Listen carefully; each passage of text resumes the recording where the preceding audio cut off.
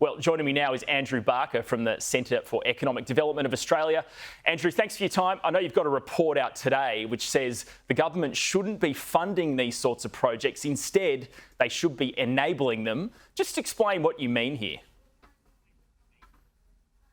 Thanks, Ed. So what we found is that Australia does have really big opportunities in clean energy, including in clean energy exports.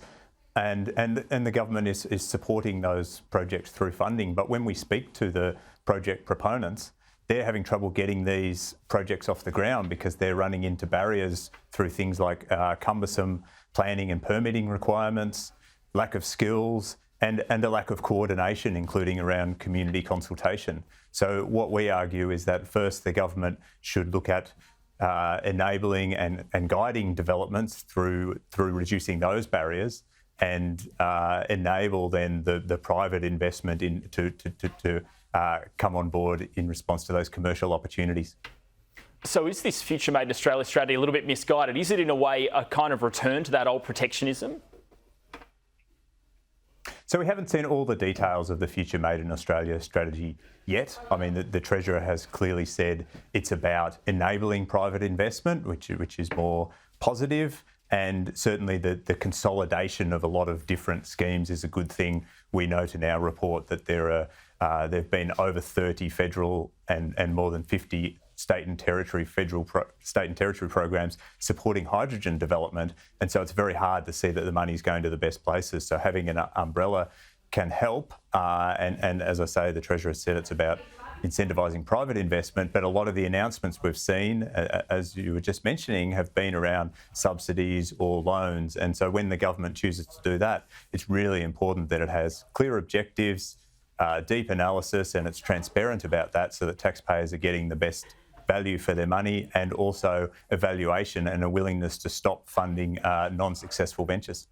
Yeah, you mentioned those loans because at the end of the day, these are big investments the government's hoping to make a return on in the future.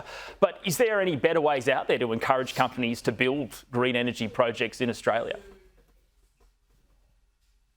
So what we found is there are real opportunities for government to be involved in clean energy precincts, and these are not just a single company venture, but rather bringing together businesses, research institutions, educational providers in one location. And that's a complex and difficult thing to do, and the government can have an important coordination role, but it also enables big opportunities from shared use of infrastructure, from skill development, from innovation, and from the development of green exports. So government can help through coordinating and also removing some of these barriers to development that we outlined through the planning and permitting processes. And at the same time, we've seen other companies critical to our supply chain, such as plastics manufacturer Economist, fall into administration. Look, I know it's not part of the green energy mix, but is it worth helping businesses like this continue operating as part of our Australia's sort of sovereign capability? Look, as you say, we haven't analysed that case in particular in our research. What I would say is that the failure of one company is not necessarily a failure of policy. One of the problems with industry support in the past has been continuing to prop up ventures or industries where we cannot compete internationally. So I wouldn't necessarily say that's a policy failure, but obviously there are real implications for the workers and the communities affected. And so government needs to help the workers and the communities there. And at the same time today, Treasurer Jim Chalmers announced plans to streamline the Foreign Investment Review Board decision-making process, speed it up, in other words. Is this a good idea? Obviously, we're trying to attract global investors from overseas.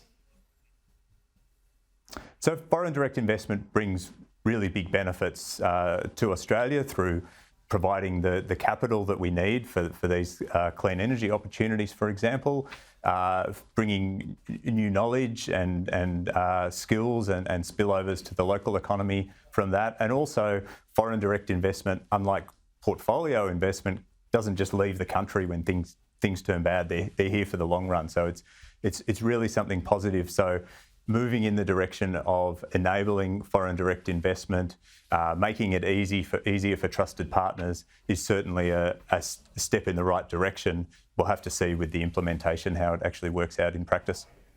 CEDA Senior Economist Andrew Barker, thanks for joining us on the program this afternoon. Thanks, Ed.